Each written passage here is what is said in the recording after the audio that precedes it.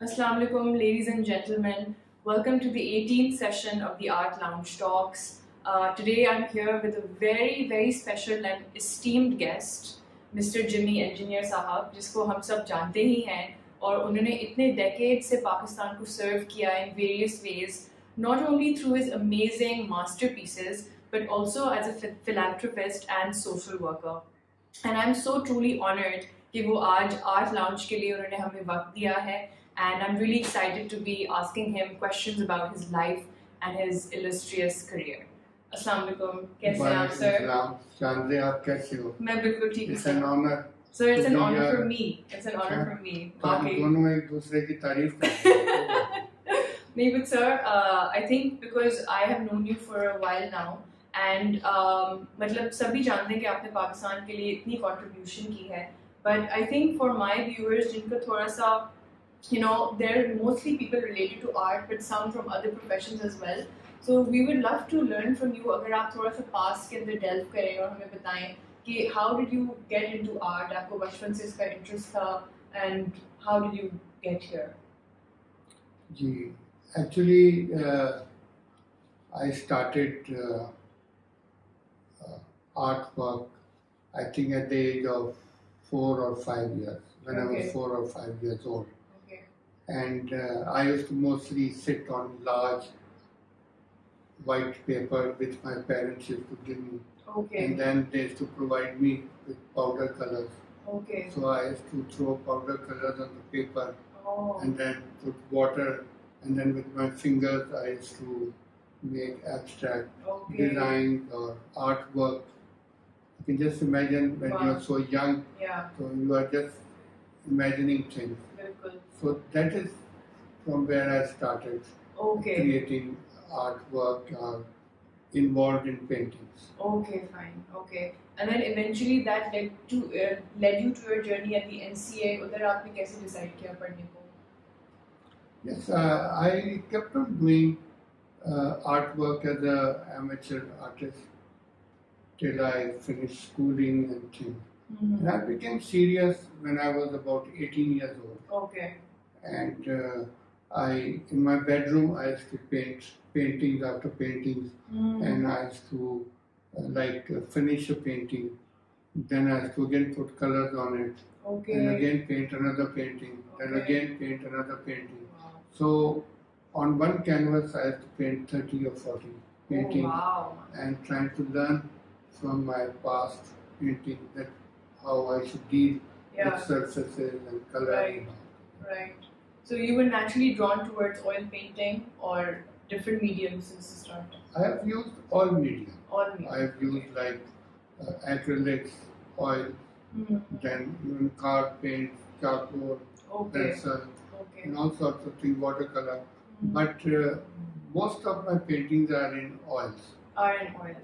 And sir, how did you decide? Because the scale of your painting is very large. तो वो आपको naturally उससे comfort था या आप eventually आपने expand किया? How do you make such large scale paintings? Because from the beginning, I could see things on empty surfaces. Like if I wanted to create something, I could imagine that finished painting on an empty surface.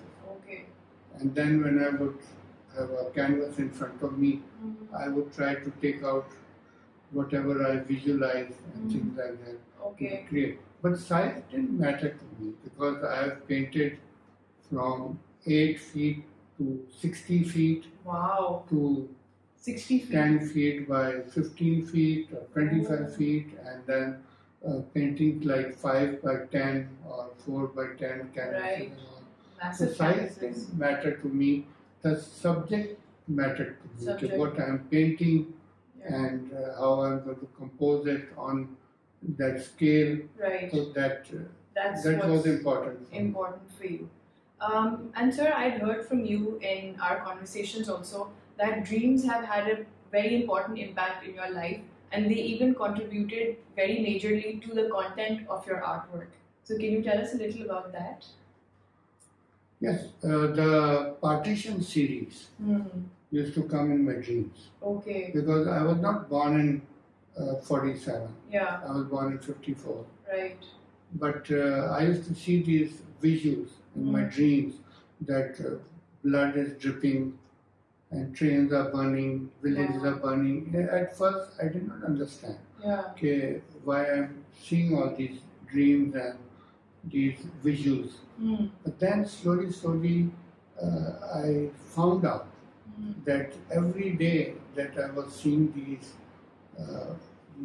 dreams were related to partition series. Okay. So then I said maybe nature wants me to paint these scenes. Right. Because then I learned that billions of people were slaughtered or killed or murdered while this partition took place. Yeah. So maybe nature wants me to give respect and importance to those people who had no names. Yeah, absolutely. They were not important people, no name, but nobody gave them any respect.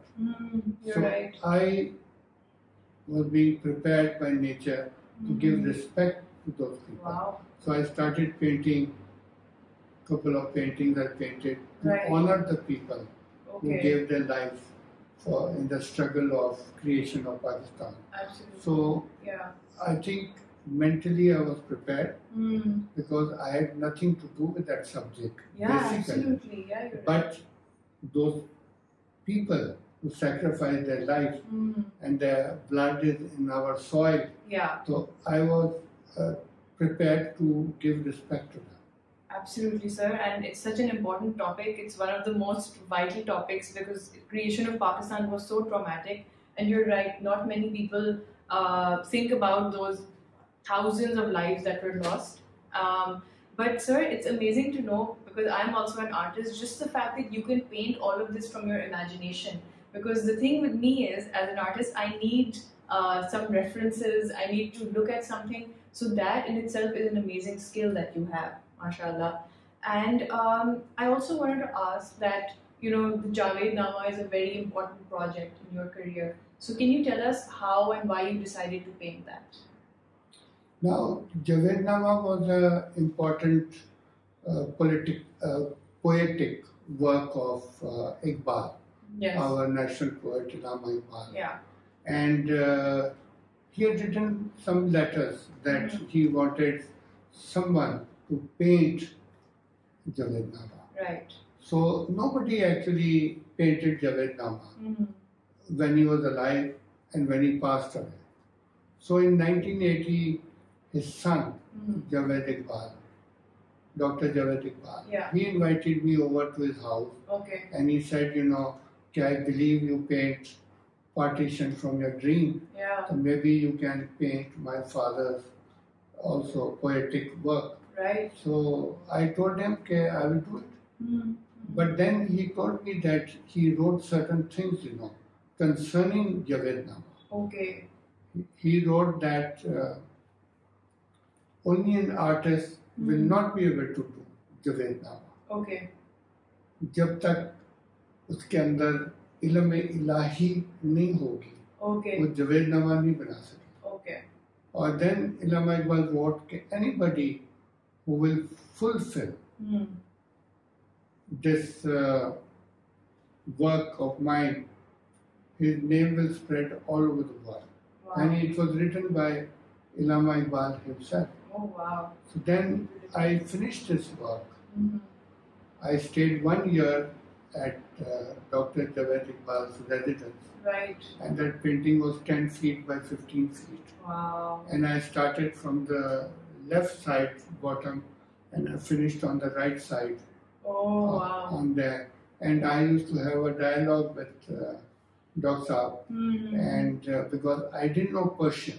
Okay. So he used to explain to me in English and Urdu.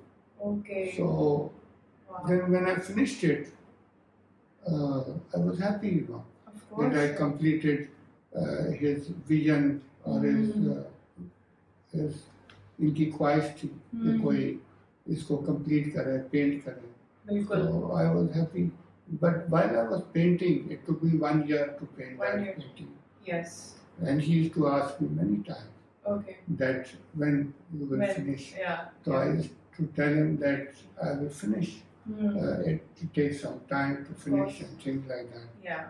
And when I finished, I was happy with it, that at least I was able to do that. It was an amazing achievement, sir. And would you consider that that is your work that is closest to your heart out of all of your works? It actually gave me a great insight into creativity. Right. Because there were many things which he had predicted at that time. Right. One, he had predicted that Russia will break up. Really? So I actually painted a scene where there's a symbol of Russia and there is this Jamaluddin Afghani leading a prayer with Allama Iqbal, Ruby and Sayyid Ali Pasha there. And then he is pointing down there. They are saying, what is this? So he said, that Russia, this is the breaking of Russia. So he had seen it at that time. Wow. And it happened many years later, right? So there were other things also, that the old gods are rejoicing around the fire. So they are talking among themselves, and he says that, that there is disunity of Muslims in the world. So the old gods are rejoicing that they are disunited. And that is also happening all the time. So he predicted that. Then they go to the Mars. They go to Mars, and there the scientist Martian is asking them, how come you have come here? So they said, we have done a lot of progress, so we are here. So it's like that. Amazing. So there were many things, scenes under the water, under the sea, then in the galaxy. So it was very interesting, actually. That's amazing, sir.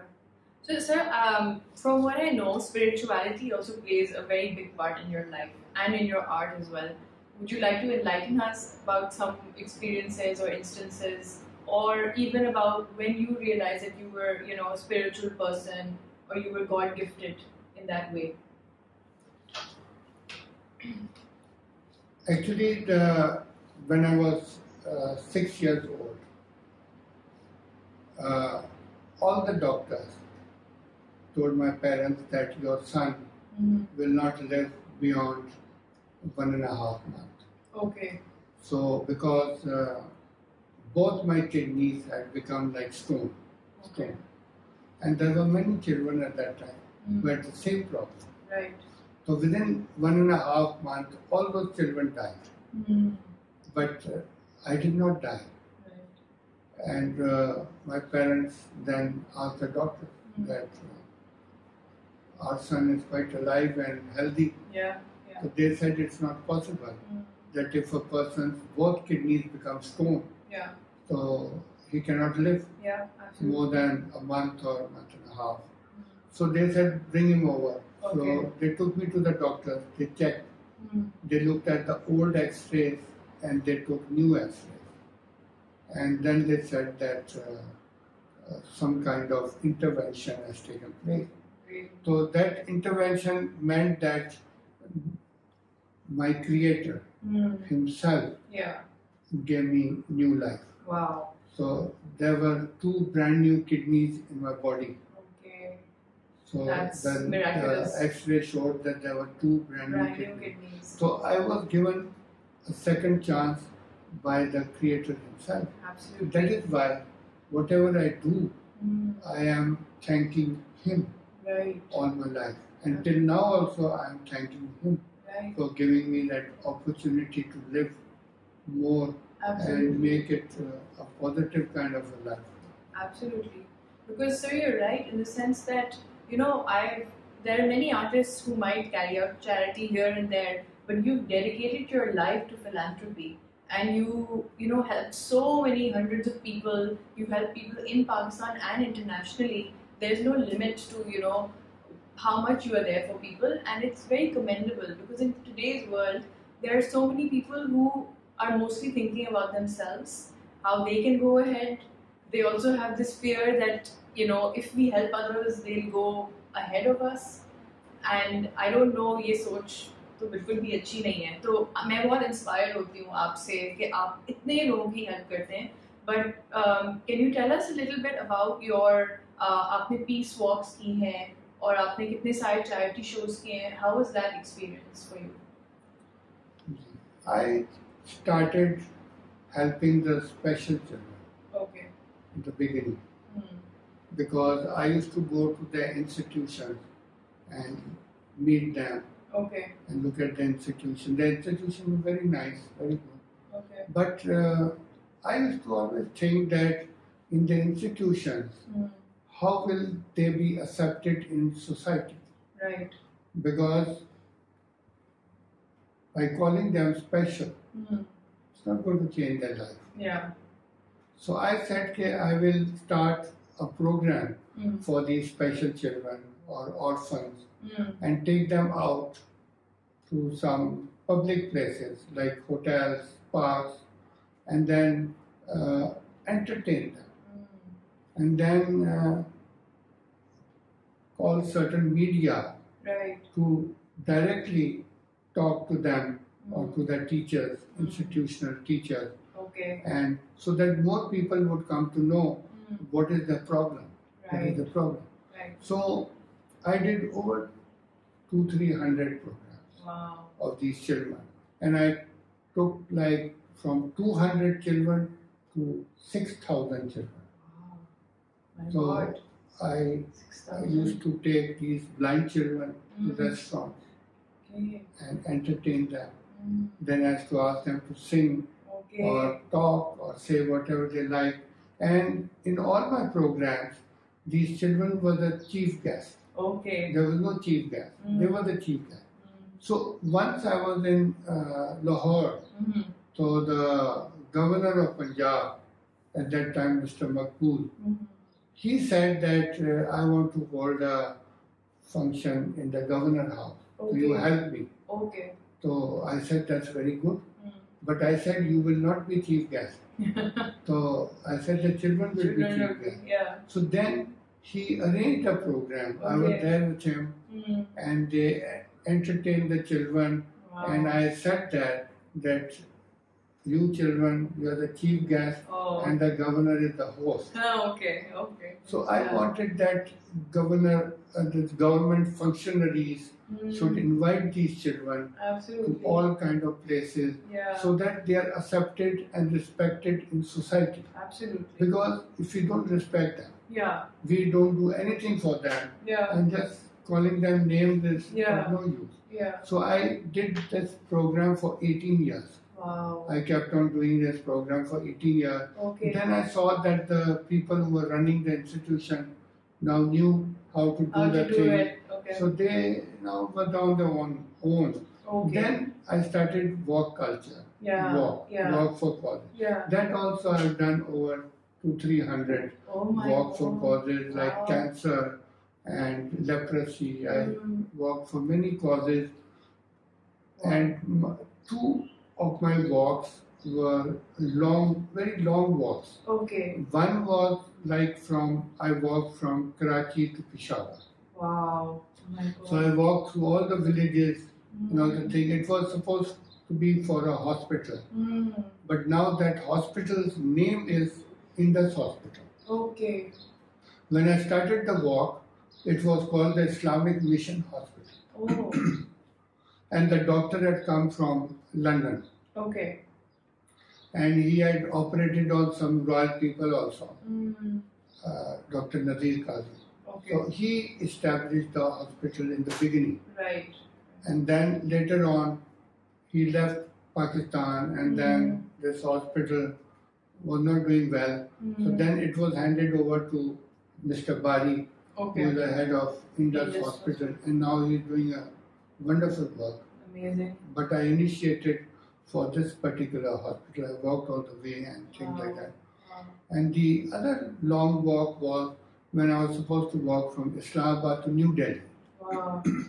It was a peace walk, and that was in 2001. And I saw in my dream that maybe India and Pakistan will be at war. So I gave a press conference in March that I will design a special shirt with the flag of India, Pakistan, peace embossed on it, and I will walk in that thing. But I'll walk in November.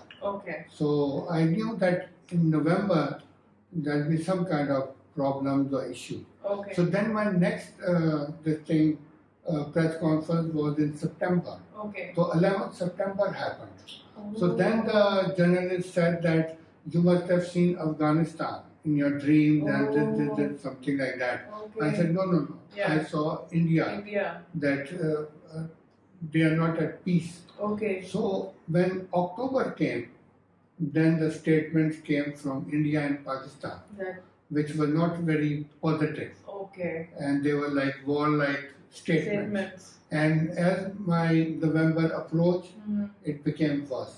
And then before I started my walk, they had removed our ambassador and all the consul generals from the country. And we had removed all our ambassadors and consul generals from our country.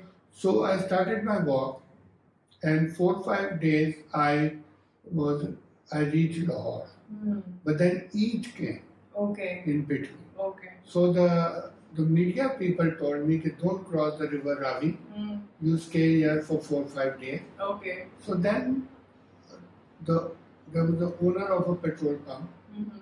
He came to me and he said, I'll give you my room. You can stay in my room for these days. I'll look after you. Oh, that's nice. So sometimes my friend used to come and meet me there, but I didn't cross. Then after Eid, all the cameramen and media, because they were interested in my flags, because I was carrying the India-Pakistan flag, right? So I crossed River Ravi, went to Data Darbar. Then I walked from Data Darbar straight to Wagah border. Wow, right. And then when I reached Wagah border, the rangers and everybody knew about my walk. So they were prepared. So they said that today you stand here and we'll do all our ceremonies there. And they called media people also. They had my lunch also, and they called a lot of people. And I was in that dress. Everybody was getting their pictures taken in that dress. So then the time came for me to think. The gates were open. But there was no diplomatic ties. So, and my sponsor in Pakistan was Pizza Hut. And there it was Tricon Company. The two companies. And I was supposed to go there. And it was arranged that Mr. Vajpayee will receive me. And I was supposed to give the shirt to him. The peace shirt. But now that peace shirt, one of the peace shirt, is in the Peace Museum of China in Beijing. So it's there.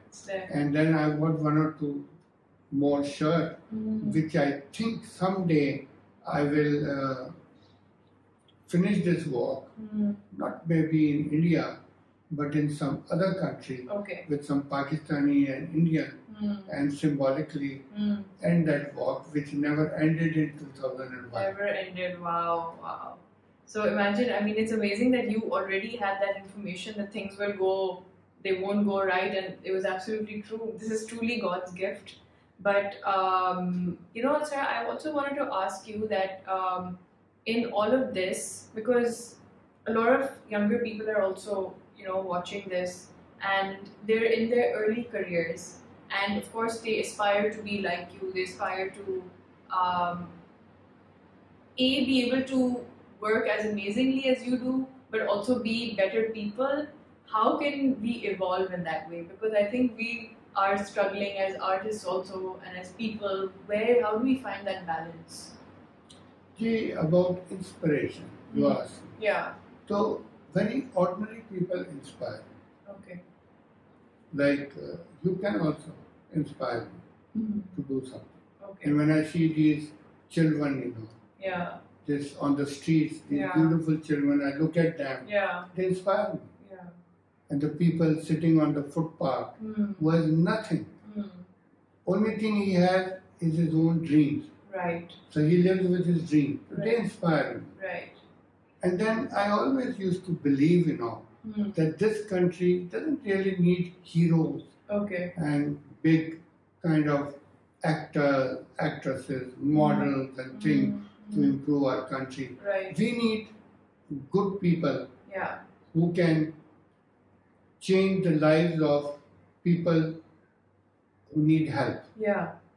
Because, you see, there's one thing in Islam that if you see a person and if he hasn't eaten, then you should not eat. First, give him the food. Yeah.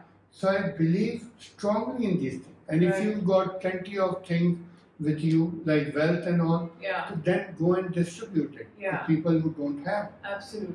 That is why when I go to any country of the world, I always in the night walk and look out for people who don't have food, who don't have anything. Then I go and help them. Yeah. Wow. And then most people don't know what philanthropy means or what social work. You see, like ambulance service, hospital, they are good service. They are good service. Yeah. Then there is a social work where you are helping people, but it is in the knowledge of people, media. Yeah. They are looking at you. Exactly. That is a different kind of social work. Yeah. Then the highest form of social work is when you're helping someone and only he knows. Yeah, absolutely. And only Allah knows. Yeah. And nobody else knows. That is the highest form of social work. That is. So I practice all these type of social works according to the requirement. Absolutely. And you said that how they can become better people. They can become better people. Youngsters. If their eyes see somebody in trouble, so then they should not move forward. Yeah. They should stop there. Yeah. And then they should help that person and then move forward. Yeah. This is the only way. Because, people have seminars. They're talking about philanthropy in 5-star hotels. And they keep talking whole day.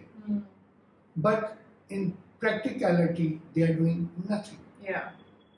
So I always tell people that I can talk for hours and hours and hours. I will not be able to change even one life. I can only change one life when I actually go to that person and change his life. Absolutely. You cannot change a life by giving nasiyat to someone. Like I look at villages. Very wealthy people go there and they say to them, live simply, do this thing, do that thing. So I tell them that all these big cars that you brought, why don't you donate it to them? Yeah. Instead of telling them how to live simple. Exactly. So when you cannot give anything to anybody, then words don't matter. Because you cannot change anybody's life with words alone. Absolutely. It's not possible. Absolutely. Not possible. So I think youngsters should look around. People who have problems, people or animals or anything, living thing. Yeah, absolutely. They should help them. Yeah. And if everybody helps, I think people will need less help. Less help, yeah. So this is how it's done. And sir, it was so inspirational to find out that, your paintings are the highest selling price-wise in Pakistan. Mashallah, crores and crores and thousands of pounds. And yet you barely keep anything for yourself. That is just commendable and inspirational, because in today's world, we barely see this. Even when we put on YouTube, when we talk to other people, everyone's all about accumulating wealth, higher standards of living, how can I make more money? So your perspective is so refreshing, which is why, I'm even more inspired that not only are you amazing at your work, but your thinking is so different from other people. And I just wanted to say that out there, that I hope we can derive even a little bit of inspiration from Sir and try to, embody this kind of a thought process even a little bit. So we'll definitely become better people if we are able to do that. So this part of giving. Yeah. It's not easy. I'm sure it's not easy. Because in my case, I have been giving 90%. Wow. Of whatever I earn straight away for help. Wow. And then even from the 10%, people ask help, I give them. Wow. But then it is your personal way, what type of life you live. Now, I could have bought any property. Yeah. Big, small, didn't matter. But in the house which I live, when I started living there in 1984, the rent was only 400 rupees. Wow. 400. And now after 40 years, it has become 2,500 rupees. Wow. So I live in that house. The studio was given by some rich family, but I don't own it. Right. It is in their name. Right. I just work there. Till I live, maybe I'll work there, then I won't have it. Yeah. So I don't have anything in my name. Right. In my name. Right. Because the charity also I do it in the name of Allah. Wow. Yeah. Because He gave me a second chance. Yeah, absolutely. And I'm not an NGO, so I give my personal money. Yeah, yeah. And I earn through paintings, then my prints. Yes. Then I donate my paintings and my prints also for charity. Right. I've donated over 700,000 prints for charities and other purposes. I've donated my painting. I've donated hundreds of calligraphies for different social welfare institutions and things like that. But if you ask me, I never wanted to only become an artist in Pakistan because I saw so much poverty. Yeah. People don't even have their day-to-day requirement. Right. They don't have anything that would, give them peace of mind or they would be comfortable. So I said, if I become even a great artist of Pakistan, what difference will it make to these people? Yeah, absolutely. So I wanted to help people. And the other thing is that I always strive towards level of excellence in my artwork. Yes. I worked very hard to create my own style, my own technique, things like that. Yeah. But then there's a reason that I am a student, I'm still a student. Because one name of Allah is Al-Musawwir. Yes. And He is the greatest artist of them all. Yeah. So I am His disciple. Right. So if I am His disciple, I can never become a master. Yeah. And I never think of becoming a master. Absolutely. I have always said that I will remain a student till the end of my life because I'm learning. Yeah. People tell me you paint architecture, you paint seascape and historical and religious paintings and all sorts of paintings. So I tell them that I'm learning. Yeah. And I take the liberty of painting everything because I have defined myself clearly that I'm not a master. And I want to tell most artists in this country or this thing, I am not competing with anyone. Yeah. I am just improving myself. Yeah. All my life I have tried to improve myself. Yeah. In my artwork, in my way of thinking. So I have nothing to do actually with different art groups and things like that. Not only in Pakistan, anywhere in the world. I have nothing to do with anything because I don't think like them. Right. I don't live like them. Yeah. So I wanted to be different from other artists. And you are in that way because I think, again, in Pakistan, we also know there are factions in the art world. There are, not everyone gives you the support that you require. But you were very much there supporting different artists. You know, you offer help yourself, and mashallah, being such a renowned figure in the art world, we don't see that happening from other people. You know, so that is truly commendable, and I also find it very inspiring that you're saying that you're a student, because I think we should never stop learning in our life till the end. It's the only way we can improve. When we know that we don't know enough and we can learn from other people, that's when we continue to grow. And sir, as a final question for our interview today, I wanted to ask you that a lot of people today are very despondent about the situation in Pakistan. And we have seen thousands and thousands of youth leave Pakistan in the last 3 years because, you know, they're not happy with what's happening, the economy, the government. But what would you say, and what is your opinion on Pakistan's future? Before I answer that, I suggested to you also, when I looked at one of your large paintings in your house, I suggested that you can paint historical paintings. Yes, you did. So absolutely. I hope you do that. It's on camera now, so I will do that. And apart from the question you have asked me, is that the problem with Pakistan is that people don't work for Pakistan. They work for themselves.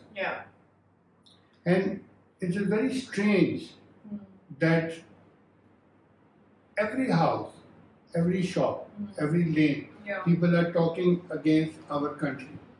Our own people are talking against our country. And people who have gone away from here, living in a foreign country, they are also talking against Pakistan. So, if you talk against your country, how do you expect that the country will move forward? And then, when our politicians are all the time fighting among themselves, so when will they have time to work for Pakistan? That's true.